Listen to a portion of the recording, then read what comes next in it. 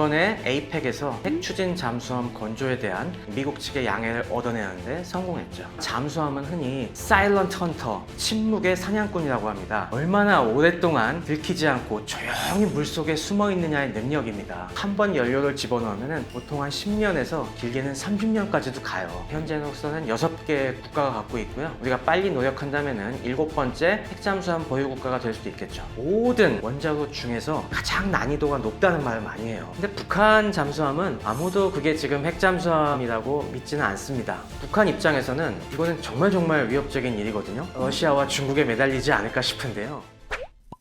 네, 안녕하십니까. 전쟁 속 과학기술 이야기를 풀어드리는 물리학박사 최승병입니다. 우리가 핵 잠수함이라고 하면은 핵무기를 탑재한 잠수함이다, 이렇게 오해하시는 분들도 계신데요. 정확히 얘기하면은 핵 추진 잠수함입니다. 배가 움직이는, 잠수함이 움직이는 동력을 얻는 데는 전통적인 방법은 디젤 엔진이나 전기를 이용해서 모터를 돌리는 이런 방법들이 이용이 되는데요. 그건 말고 원자로에서 나오는 막대한 에너지를 이용해서 추진력을 얻는 잠수함을 핵 추진 잠수함, 줄여서 핵 잠수함이라고 합니다. 이번에 에이펙에서 이재명 대통령께서 핵 추진 잠수함 건조에 대한 미국 측의 양해를 얻어내는데 성공했죠. 기존부터 우리가 한국형 핵 잠수함을 보유해야 된다, 이런 주장도 끊임없이 있어 왔죠. 이것은 아무래도 우리가 전통적인 디젤 전기 잠수함에 비해서 핵 잠수함의 성능이 월등하게 우수하기 때문입니다. 가장 중요한 점은 핵 추진 잠수함에 쓰는 원자로는 에너지를 얻기 위해서 바깥으로 나올 필요가 없다는 점에 있습니다. 우리가 일반적인 디젤 엔진이나 이런 것들은 엔진을 돌리기 위해서 공기, 산소가 필요합니다. 그렇기 때문에 아무리 수중 속에 오래 잠수해 있으려고 하더라도 이게 배터리가 다 방전이 돼버리면은 다시 그 배터리를 충전하기 위해서 공기를 받을 수 있는 곳까지 나와서 공기를 이용을 해서 디젤 엔진을 돌릴 수밖에 없는 그런 구조를 가지고 있죠. 하지만 원자로는 끊임없이 원자로 안에서 핵 분열 반응을 통해서 계속 에너지가 나오기 때문에 굳이 공기를 우리가 흡입하지 않더라도 에너지를 계속 생산할 수가 있고, 그만큼 기계적 한계의 끝까지 약간 연료가 다 없어질 때까지가 보통 한 10년에서 30년 정도 걸리는데요. 그 기간 동안은 계속 작전할 수 있다는 점이 큰 장점입니다. 핵 추진 잠수함이 왜 중요한가 생각해 보시면은 잠수함이 어떤 식으로 작전을 하는가 생각해 보시면 좋을 것 같습니다. 우리가 잠수함은 흔히 사일런트 헌터, 침묵의 사냥꾼이라고 합니다. 이 물속 심연에서 조용히 대기하고 있다가 우리가 어느 순간 딱 지나가는 적의 굉장히 중요한 군함들을 저격을 한다던가, 조용히 물속에서 대기하고 있다가 결정적인 순간에 물 밖으로 미사일을 쏴서 적의 중요한 목표를 갖다가 타격하는 그런 역할을 한다는 거죠. 이건 마치 사냥꾼이 땅굴을 파고서 조용히 기다리고 있다가 결정적인 순간에 적이라든가 맹수를 저격하는 그런 걸 연상해 보시면 될 텐데요. 그래서 잠수함에게 가장 중요한 거는 얼마나 오랫동안 들키지 않고 조용히 물속에 숨어 있느냐의 능력입니다. 그런데 기존의 디젤 전기 잠수함 같은 경우는 오래 숨어 있을 수가 없습니다. 왜냐하면 물속에서 아무리 가만히 있다고 하더라도 에너지를 소모하게 되고 배터리가 방전이 되면은 배터리를 충전하기 위해서라도 다시 물 가까이로 올라와 갖고 굴뚝, 스노클이라고 하죠. 스노클을 내밀어서 공기를 흡입해서 그걸로 디젤 엔진을 돌려야 되거든요. 기존의 잠수함들은 동력을 얻기 위해서 공기와의 접촉이 항상 필요한데 문제는 바로 이 순간입니다. 우리가 아무리 작은 스노클 굴뚝을 갖다가 내민다고 하더라도 현대 레이더들은 굉장히 발달되어 있기 때문에 그 순간 포착을 해갖고 딱 잠수함의 위치를 잡아낼 수가 있어요. 그렇기 때문에 얘는 빈틈을 주지 않기 위해서는 계속해서 물속에 있어야 되는데, 그러려면은 공기가 필요 없이도 끊임없이 동력을 생산할 수 있는 원자로, 핵 추진 반응로가 필요하다는 것이죠. 실제로 이 핵 추진 잠수함 같은 경우는 기계적으로는 연료가 다 떨어질 때까지 계속 잠항해 있을 수 있습니다. 요즘 핵 추진 잠수함 같은 경우는 한 번 연료를 집어넣으면 보통 한 10년에서 길게는 30년까지도 가요. 다만 이제 작전의 한계를 주는 거는 사람이 못 버티죠. 아무래도 사람은 계속 먹어야 되니까 식량 보급도 필요하고, 또 사람이 너무 갇힌 공간에 있으면 미쳐버리거든요. 어떻게 보면 인간의 육체적, 정신적 한계 때문에 3, 4개월 정도까지가 한계라고 합니다. 그래도 일반 재래식 잠수함 같은 경우는 길어야 한 6주? 그 정도가 한계라고 얘기하고 있으니까 훨씬 치명적인 무기가 될 수 있는 거죠.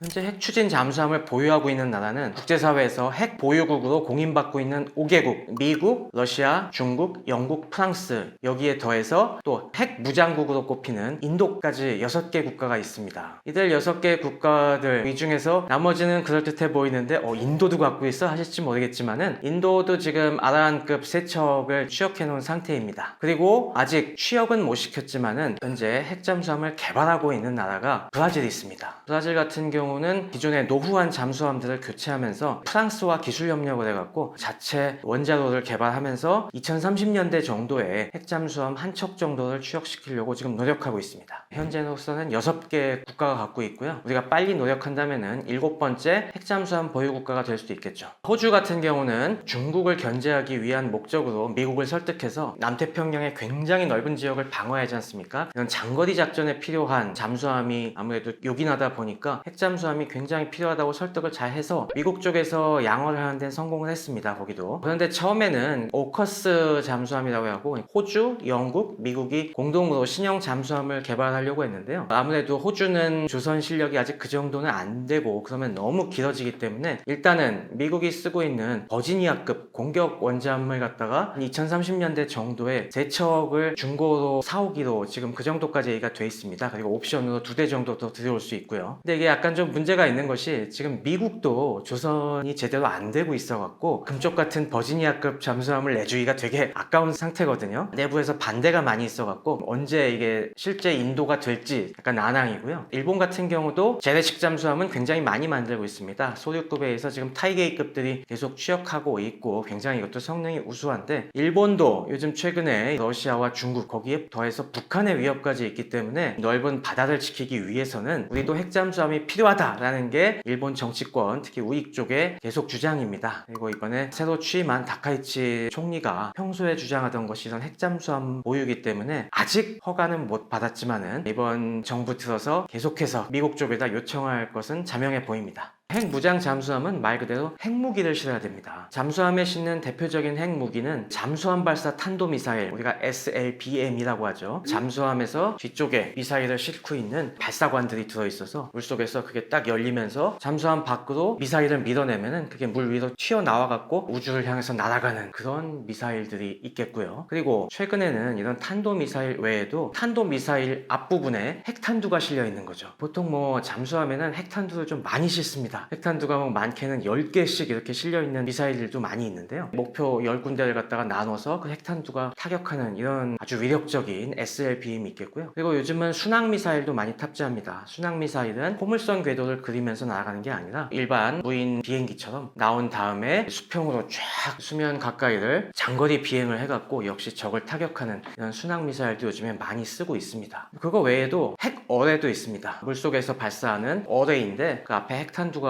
장착이 돼 있어갖고 훨씬 큰 위력을 발휘하는 것도 있고요. 요즘에는 또 핵수중 드론도 떠오르고 있습니다. 역시 무인으로 기존의 어뢰보다 훨씬 멀리 갈 수 있는 이건 뭐 심지어 추진 장치도 거기도 핵 추진기가 달려 있어서 몇천 킬로 이상을 갖다가 가서 적 항구 앞에서 폭발하는 이런 핵수중 드론도 요즘엔 실용화되고 있습니다. 이런 무장들을 실었을 때 그걸 핵 무장 잠수함이라고 합니다. 우리나라는 아직까지는 핵 확산 방지 조약 가입국으로서 핵무기 보유를 지금 금지당하고 있기 때문에 아직까지 그거는 좀 너무 멀리 나간 이야기입니다. 이게 콜드 런칭이라고 하는데요. 당연히 물속에서부터 점화를 하는 건 아니고 처음에 물속에서 뚜껑을 열고 했을 때는 압축 공기의 힘으로 물 밖으로 아주 강하게 미사일 갖다가 팍 밀어냅니다. 일단 그래서 안에서 미사일을 하늘로 던지는 이런 게 1단계가 필요하고 그렇게 해서 처음에는 나오시는 거 영상을 보면은 어마어마한 압축 공기와 함께 팍 터져 나오는 걸 볼 수가 있습니다. 그러면 이게 하늘로 붕 좀 뜨거든요. 그때 점화가 일어납니다. 물 밖으로 나와서 그때 팍 내부의 연료를 점화시켜서 그때서부터 불을 뿜으면서 나가는 거죠. 2단으로 가고 올라가면서 방향 전환을 계속하는 방식으로 하게 되죠. 그래서 그 콜드 런칭도 상당히 노하우가 필요한데요. 우리가 그거는 이미 실험을 해서 성공을 한 기술을 갖고 있는 나라죠. 잠수함 전력이 첫 잠수함을 도입한 지가 거의 30년이 넘은 상황이죠. 처음에는 독일의 209급 잠수함을 우리가 장보고급으로 해서 9척을 들여왔고, 그 다음에 독일의 214급 잠수함 순원일 제도급을 9척을 도입하고, 그리고 지금은 도산 안창호급 3척까지 취역한 상태이죠. 저희가 이 처음 도입한 209급 같은 경우는 불과 배수량이 1200톤급 정도밖에 안 됩니다. 그러니까 1200톤이면 작은 뭐 경비정 그 정도라고 보면 될 텐데, 이런 것이 잠수를 하기 위해서 그 안에 굉장히 아주 빡빡하게 이런 장비들이 차 있는 겁니다. 그럼 배들 들어가 보시면 아시겠지만은 정말 선내가 비좁아요. 잠수함 같은 경우는 특히 여러 가지 자망에 필요한 장비들이 워낙 많이 실려 있다 보니까 기본적으로 침실 자체가 확보되어 있지 않습니다. 그리고 침상도 승조원 숫자에 맞게 충분히 확보가 되어 있지 않고요. 그래서 이 안에 들어가 있는 사람들은 가뜩이나 좁은데 잠도 교대로 이제 3교대로 막 자야 되고, 비상이 떨어지면 다 자다가도 깨갖고 그 안에서 엄청나게 복잡장 난리해야 되고, 일단 화장실 자체도 너무 부족하고요. 그것도 소음이 밖으로 새나갈까봐 마음대로 물도 못 내리는 그런 아주 열악한 상황에 처해 있죠. 그렇게 햇빛 못 받고, 물론 뭐 잘 챙겨주려고 노력합니다만은 꽉 갇힌 데서 계속 생활하다 보면은 정신적인 스트레스가 정말 이만저만한 게 아니죠. 잠수함 승조원분들의 이야기들은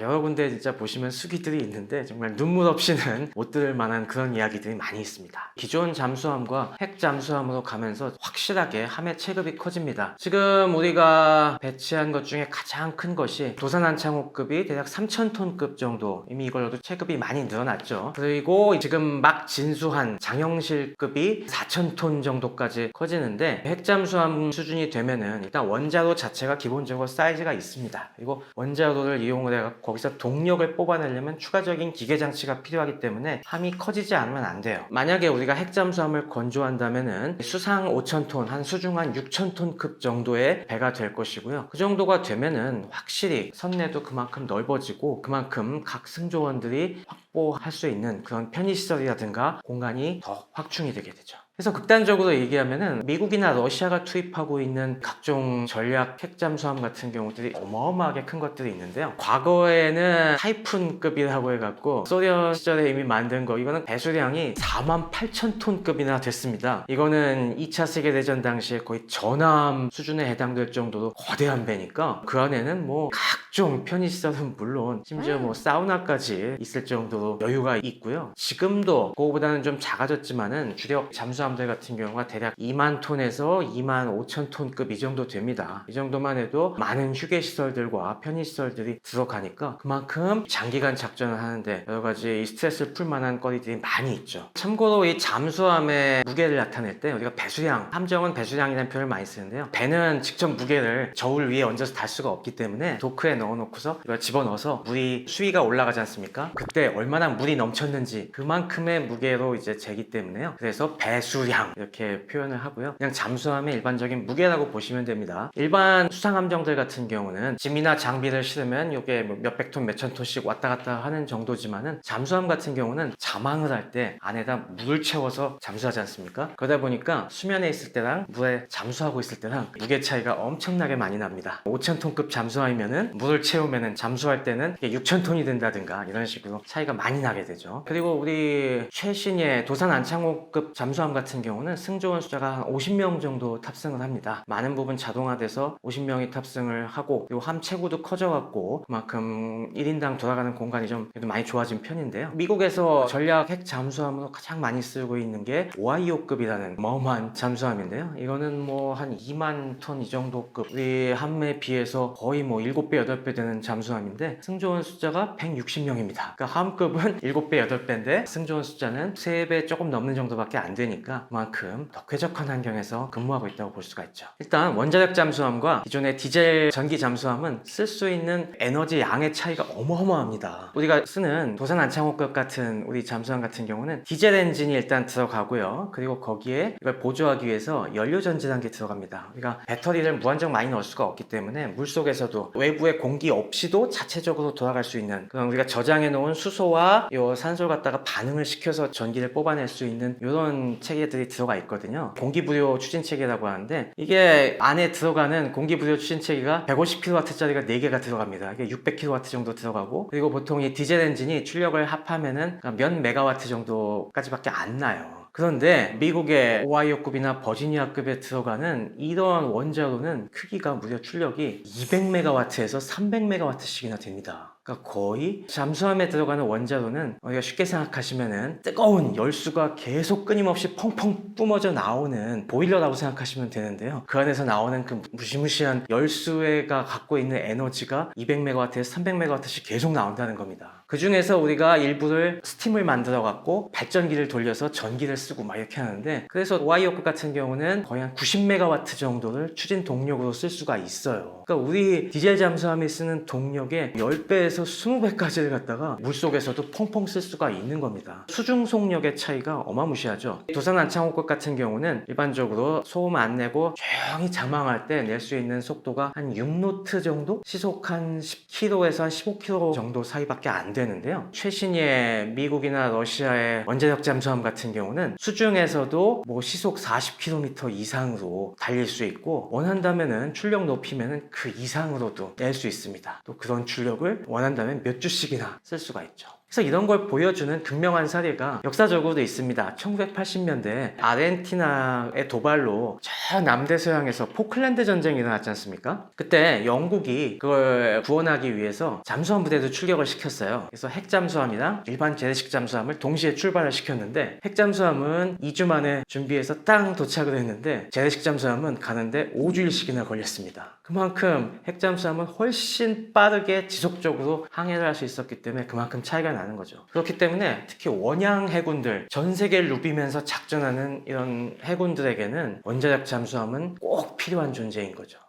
그렇습니다. 이번에 핵 잠수함에 들어갈 연료를 공급해달라, 그런 얘기가 나와서 이게 무슨 얘기인가, 이게 핵무기를 달라는 건가, 막 그런 면에서 헷갈리실 수도 있을 텐데요. 사실 우리 기술로 이 핵 잠수함에 들어갈 원자로는 만들 수 있습니다. 그런데 이 원자로에 들어가는 연료가 일반적인 우리 핵 발전소랑은 좀 달라요. 우리가 일반적인 핵 발전소에서는 핵 연료, 그러니까 원자 핵 분열을 일으킬 수 있는 우라늄이라든가 플루토늄 같은 게 들어가게 되는데요. 보통은 우라늄을 씁니다. 근데 이 우라늄이라는 게 우라늄 광석 전체를 다 쓸 수 있는 게 아니라 그 가운데서 특정한 동위원소, 이게 우라늄 235라고 하는 핵 분열이 일어나는 연료로 쓸 수 있는 우라늄은 그 중에 굉장히 조금밖에 없습니다. 자연 상태에선 0.7%밖에 없는데요. 이걸 그냥 우리 경수로에 집어넣으면은 이게 타지 않고 꺼져버려요. 그래서 이걸 갖다가 이 안에 있는 핵 연료 성분을 농축을 시킨 이런 연료봉을 집어넣습니다. 이게 일반적인 원자력 발전소에선 대략 5%에서 10% 정도까지 농축을 시킨 걸 쓰거든요. 근데 잠수함은 이것도 부족합니다. 이게 왜 그러냐면은 이렇게 농축을 약하게 하면은 연료봉을 자주 갈아줘야 돼요. 핵 발전소 같은 경우도 대략 한 1년 반에서 2년 주기로 3분의 1씩 연료봉을 교체해야 되는데요. 잠수함 같은 경우는 굉장히 가혹한 환경에서 동작한다는 걸 인식하셔야 됩니다. 잠수함 같은 경우는 가만히 고정되어 있는 것이 아니라 계속 끊임없이 움직이고 바다에 출렁거리면서 아주 많은 진동에 시달려야 되기 때문에 엄격한 안전 기준을 맞춰서 이걸 설계하고 운용을 하게 되거든요. 그러다 보니까 이 연료봉을 한번 그 안에 집어넣게 되면은 그걸 갖다가 쉽게 빼낼 수가 없어요. 이게 우리도 핸드폰 같은 거 생각해 보시면은 배터리 갖다가 넣었다 뺐다 할 수 있는 것들은 아무래도 충격이나 이런 거 약하지 않습니까? 한번 단단히 집어넣어 갖고 딱 완전히 봉인을 해 버려야만 이게 안정적으로 작동할 수 있는데, 그러다 보니 이걸 넣고 빼고 하는 일도 어마어마한 일이에요. 그리고 이걸 넣고 빼고 하는 기간 동안에 또 잠수함이 작전을 못 하게 되죠. 그래서 가급적 한번 연료를 집어넣으면은 최대한 오래 쓸 수 있게 만드는 게 아주 중요한데요. 그러려면은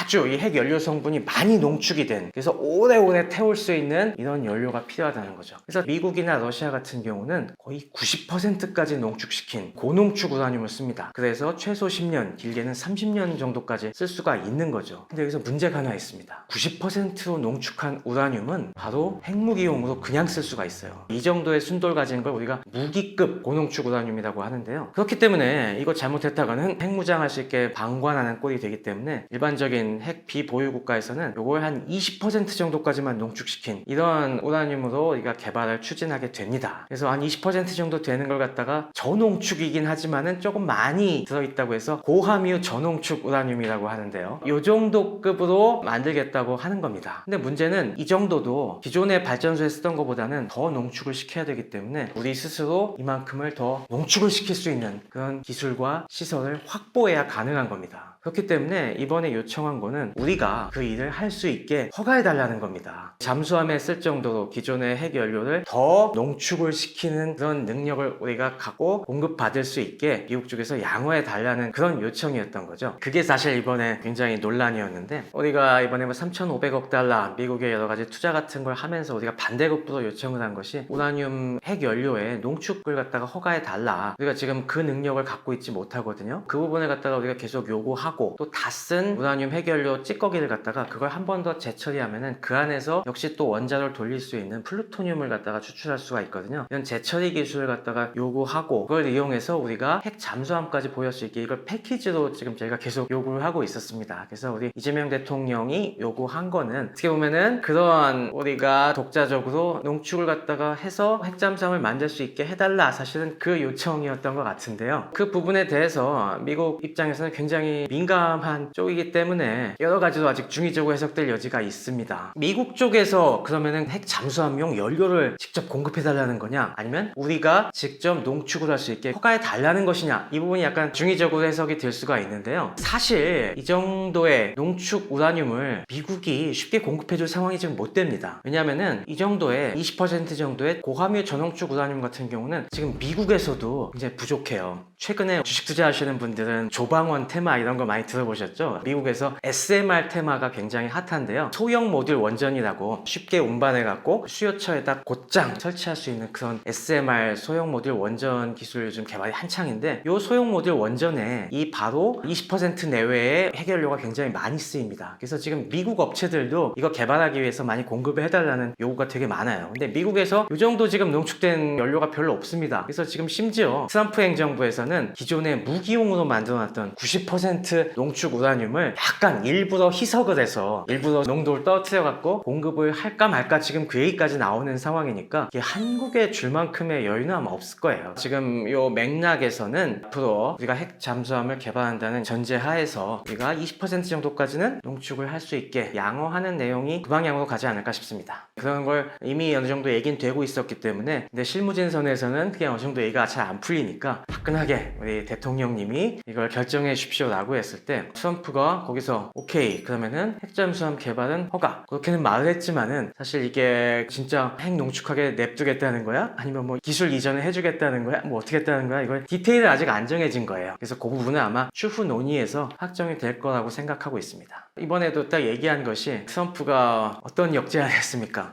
만드는 거 좋다, 근데 미국에서 만들어라 라고 또 얘기를 했지 않습니까? 그러니까 뭐 미국에서 만들려고 했는데 또 뭐 만들다 보면은 미국에 또 굉장히 많은 규제들이 있거든요. 관련된 원자력 규제들을 갖다가 또 하나하나 풀어가면서 하다 보면은 이건 해주고 싶은데 우리 현행 법규상 이게 좀 잘 쉽진 않겠네 라고 하면서 시간을 끌거나 아니면 뭐 추가적으로 뭘 요구하거나 이럴 가능성은 충분히 있다고 봅니다. 네, 우리가 핵 추진 잠수함을 개발하는데 필요한 상당수의 요소 기술은 갖추고 있습니다. 네, 우리가 이미 30년 넘게 장보고급부터 쭉 잠수함들을 개발해 오면서 여러 가지 선체 제작에 필요한 노하우들 많이 갖춘 상태고요. 그리고 우리가 또 원전 강국이지 않습니까? 여러 가지 원전을 갖다가 원자로를 개발해 본, 그리고 설계하고 우리 독자적인 한국형 원자로까지 개발한 경험이 있고, 거기에 필요한 중요한 압력 용기라든가 다양한 이런 기계 장치들을 이미 설계해 본 경험이 있습니다. 또 이미 2000년대 초반에 그 당시에도 우리가 핵 잠수함 개발 프로젝트를 비밀리에 한번 검토를 하고 있어갖고, 그 당시에도 뭐 러시아 기술을 좀 들여온다던가 해서 내부적으로 어느 정도 기술을 갖다가 축적한 거는 사실입니다. 그래서 우리가 만약에 지금부터 핵 잠수함 개발에 들어간다고 하면은 자체 설계로 해서 여러 가지 이제 하나하나 헤쳐나갈 수 있는 충분한 기술은 되는데요. 그렇다고 우리가 100% 그냥 쉽게 뚝딱 만들어낼 수 있는 건 아닙니다. 왜냐하면은 모든 원자로 중에서 핵 잠수함에 들어가는 원자로가 가장 난이도가 높다는 말을 많이 해요. 왜냐면은 우리가 일반적인 원자력 발전소는 정지된 상태에서 딱 아주 고정된 상태에서 일정한 출력만 뽑아내면 됩니다. 하지만 잠수함 같은 경우는 동력을 낼 때 갑자기 우리가 잠수함이 확 빠르게 추진을 하려면은 출력을 확 끄잡아내야 할 때도 있고, 그리고 기동을 하면서 많이 흔들리게 되고 물 속에서 여러 가지 많은 불확실한 상황에 내포가 돼 있기 때문에 이 상황에서는 안전성을 확보하는 게 진짜 중요하거든요. 미국도 이런 문제들 때문에 50년대 개발을 시작해갖고 정말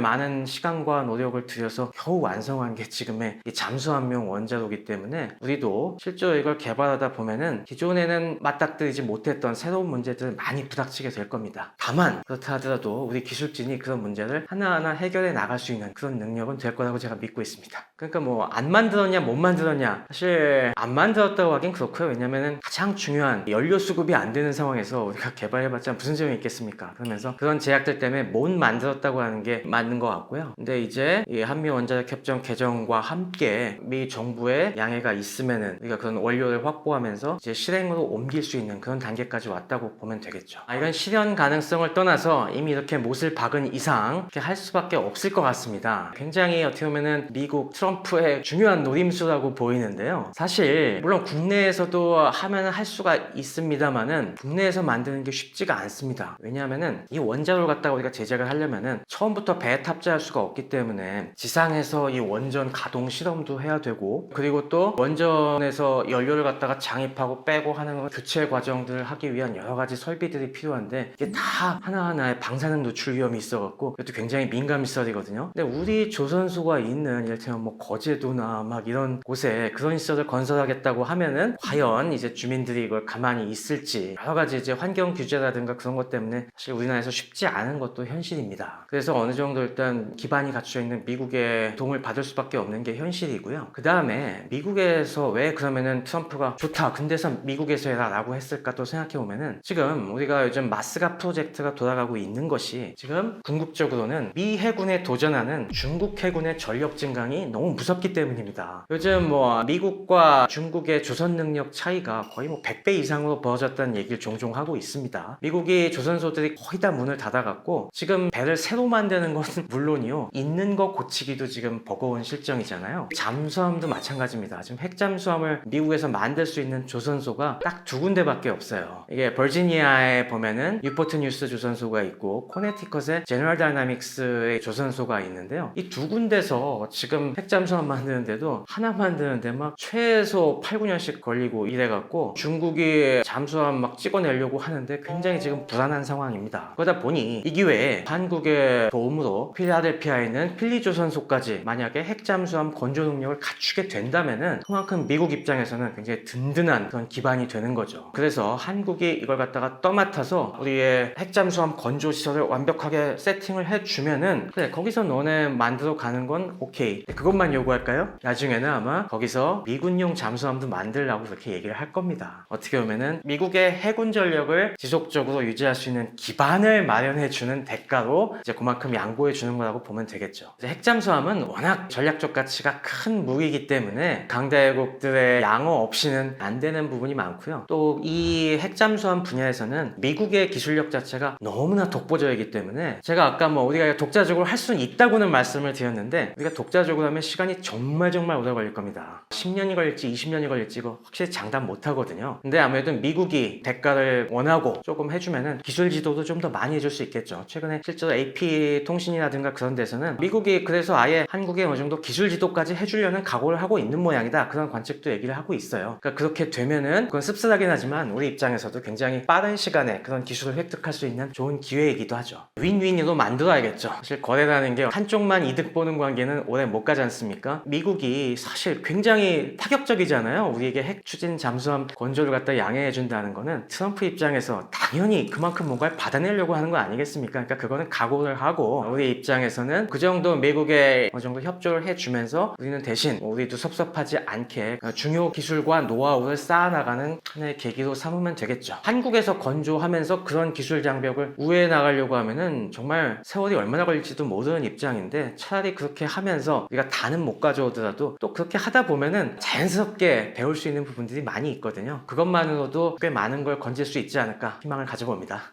네, 이미 북한도 자체적으로 핵 잠수함을 개발하고 있다고 공개는 했죠. 북한이 2020년도 8차 당대회 때 개발을 결의를 하고 올해 초에 김정은이 실제로 조선소 현장에서 잠수함을 시찰하는 모습까지 나왔었는데요. 근데 북한 잠수함은 아무도 그게 지금 핵 잠수함이라고 믿지는 않습니다. 왜냐하면 이 핵 잠수함에 들어가는 원자로 기술은 너무너무나 고도의 기술이기 때문에 북한 수준에서 아직 그 정도까지 자체적으로 개발하기는 어려울 거라고 보고 있어요. 심지어 우리가 핵 미사일 사실 핵폭탄 만드는 것보다 핵잠수함용 원자로 만드는 게 더 어렵다고 합니다. 왜냐하면 핵폭탄은 그냥 한번 터트리면 되지만은 핵잠수함은 가혹한 조건에서 꾸준히 안전하게 동작할 수 있어야 되기 때문에 그거는 오히려 못할 거다라는 얘기를 할 정도이고, 그냥 그거는 허장성세로 우리가 치부를 하는데요. 북한 입장에서는 우리 대한민국이 진짜 핵잠수함을 갖게 된다면은 이거는 정말 위협적인 일이거든요. 북한의 요즘 잠수함들 수준으로는 진짜 근해 바깥을 나가질 못하고 완전히 봉쇄되는 그런 처지에 놓일 수가 있기 때문에 어떻게 하겠습니까? 당연히 북한 입장에서도 어떻게든 핵잠수함을 획득하기 위해서 더 노력을 하겠죠. 방법은 역시 독자적인 것보다는 아마 러시아와 중국에 매달리지 않을까 싶은데요. 러시아와 중국에게 쟤네도 저렇게 하니까 우리에게도 기술을 달라, 이게 뭐 쉽게 될지는 모르겠습니다. 그 정도까지 허용은 아닐 수 있겠지만은 그 부분에서 북한을 굉장히 자극할 수는 있다고 생각이 되고요. 그렇게 되면은 북한 입장에서는 북한이 지금 SLBM이나 그런 걸 다 개발을 했지만은 잠수함에 대한 기대는 조금 적고, 아니면 지상 발사 핵무기에 대한 전력 강화에 좀 나설 수도 있겠죠. 그런 면에서 우리가 핵잠수함을 보유한다는 것이 적의 잠수함 억지력을 통제하는 데 있어서는 큰 역할을 할 수 있는 걸로 기대는 되고 있습니다.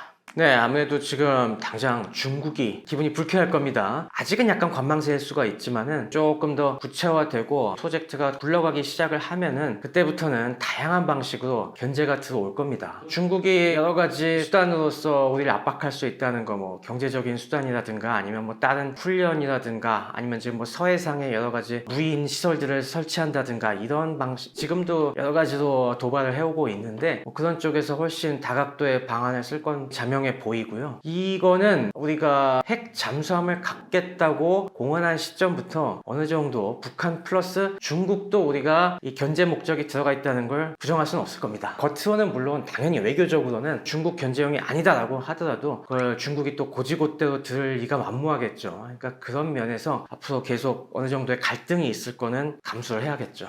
핵잠수함이 굉장히 중요한 무기인 건 사실인데 여기서 우리가 또 간과하면 안 되는 부분이 있습니다. 핵 잠수함이 진정한 위력을 발휘하려면 동시에 핵 무장을 하고 있어야 됩니다. 우리가 아까 말씀드린 것처럼 핵 잠수함의 가장 큰 가치는 전략 무기로서 아주 깊은 심연에 숨어 있다가 불시에 적을 타격할 수 있는 무기라고 말씀드렸잖아요. 그러면은 당연히 그 타격의 펀치가 강하면 강할수록 그 위력이 클 겁니다. 궁극의 펀치는 역시 핵미사일이죠. 냉전 시대에 우리가 핵 무력의 3대 요소 트라이아드라고 하는데 그 중에 또 가장 중요하게 꼽는 것이 이 핵잠수함이지 않습니까? 핵잠수함에서 발사하는 SLBM인데요. 그 이유가 아무리 우리가 애써서 선제 타격을 한다고 하더라도 잠수함을 먼저 선제 공격하기가 어렵거든요. 그럼 어디선가 그 잠수함이 숨어 있다가 우리에게 보복을 할 수가 있기 때문에 그게 무서워서 핵 공격을 함부로 못하는 겁니다. 그런 중요한 핵 억지력으로서의 가치가 제일 큰데 우리가 핵 잠수함을 가진다고 해도 이 핵무기가 없으면 아무래도 위력이 부족한 건 사실이죠. 만약에 북한이 우리에게 핵 공격을 먼저 한다고 했을 때 우리의 핵 잠수함이 중요한 무기들을 발사하겠지만은 그거 갖고 우리에게 치명적인 타격을 줄 것인가 라는 부분은 확신을 할 수가 없는 문제거든요. 그 부분에서 약간의 한계가 있는 거는 어쩔 수가 없고요. 그런 면에서 사실 우리가 핵 잠수함을 지금도 우리의 도산한창호급이나 장영실급 잠수함이 미사일을 탑재할 수 있는 역량은 있습니다. 그리고 실제로 그런 수직 발사관들도 지금 4개에서 10개씩 갖추고 있죠. 그리고 우리에게는 현무4라는 수중발사 미사일이 이미 있기 때문에 그것도 역시 우리가 기술은 갖고 있습니다. 하지만 우리가 핵탄두를 보유할 수가 없기 때문에 그 부분에서 이제 아직은 치명타는 줄 수가 없는 상황이죠. 그런 면에서 약간의 제약이 있는 거는 감안을 해야겠고요. 하지만 그럼에도 불구하고 결코 그 위력이 약하지만은 않을 것이다. 충분히 우리가 갖고 있는 지금 현무4 거기에 이제 아무래도 우리가 핵 잠수함을 개발한다고 하면은 추가로 좀 더 위력적인 잠수함 발사 순항미사일과 탄도미사일들이 개발될 텐데 그런 것들의 여러 가지 재래식이지만 강력한 탄도들을 이용을 하면은 그래도 적의 전략시설들에게 꽤 무시할 수 없는 타격을 줄 수 있는 무기체계로서는 쓰일 수 있지 않을까, 그런 점이 일단 기대할 수 있는 부분이고요. 그리고 또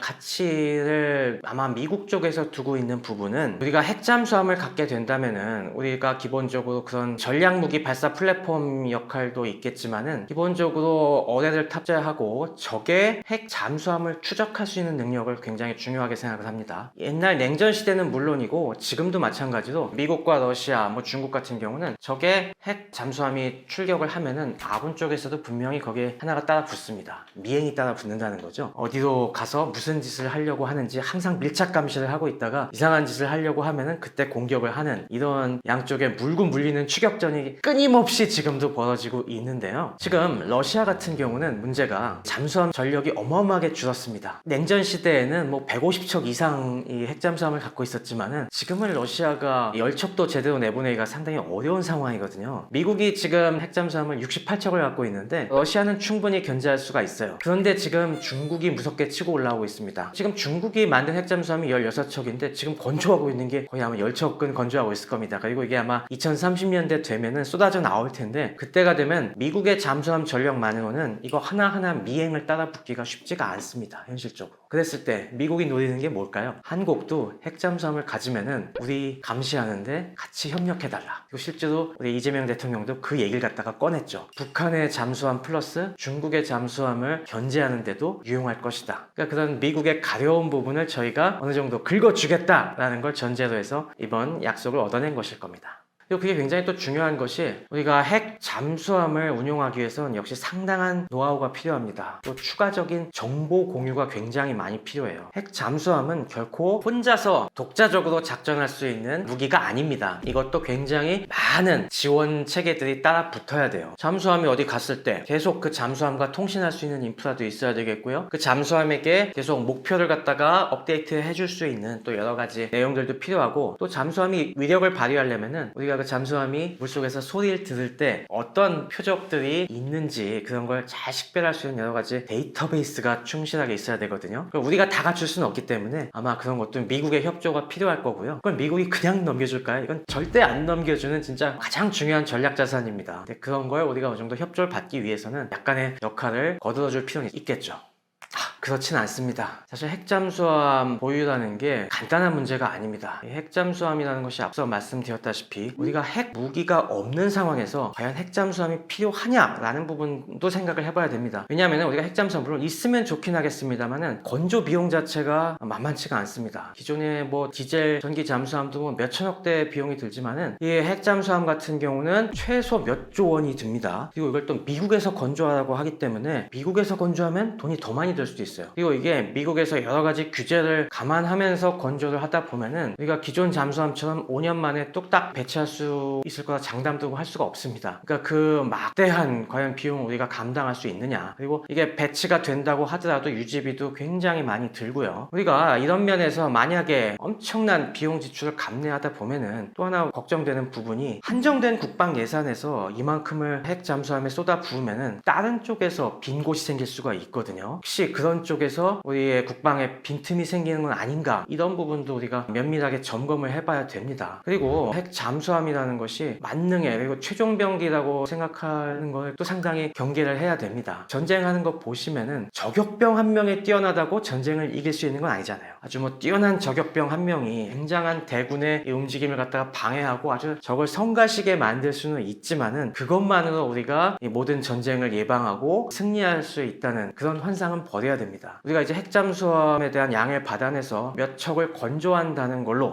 이걸로 우리 국방 문제가 다 해결되는 거야, 이런 착각은 절대 안 했으면 좋겠습니다. 오히려 그걸로 인해서 뭐 중국과의 갈등이라든가 여러 가지 다른 문제들도 감수해야 될 그럴 각오도 해야 되는 거고요. 길게 보면은 이걸 갖다가 하나의 결과가 아니라 기나긴 과정의 시작이라고 우리가 의미를 부여하면 좋겠습니다. 사실 이 핵 잠수함이 중요한 것이 아니라 어떻게 보면은 이걸 통해서 우리가 우라늄 농축 기술 갖다가 확보하고 소형 원전의 이런 기술을 갖다가 완성도를 높임으로써 결국에는 우리가 미래 SMR 같은 차세대 에너지원의 중요한 기술적 노하우를 확보하는 거 플러스, 그리고 북핵 위협 앞에서 우리가 항상 요즘 핵무장론이 많이 나오지 않습니까? 우리가 당장 핵무장을 할 수는 없어도 언제든 마음 먹으면은 그 무장을 할 수 있는 핵 잠재력을 갖춰야 한다는, 이게 굉장히 중요한 과제가 되고 있는데요. 그 핵 잠재력을 강화해 나가는 과정의 중요한 초석으로서 이해하면은 훨씬 도움이 되지 않을까 싶습니다. 그래서 이거 하나에 일희일비하지 말고 우리가 그런 긴 안목에서 꾸준히 더 먼 길을 가기 위한 이제 첫 발자국을 뗐다라는 의미에서 국민 여러분들도 성원을 해주고 그만큼 정부에서도 계속 지원을 해줬으면 하는 그런 마음이 있습니다. 아울러 이로 인해서 우리의 빈틈은 없는지 그런 거에 대한 경계도 절대로 놓쳐서는 안 되겠습니다.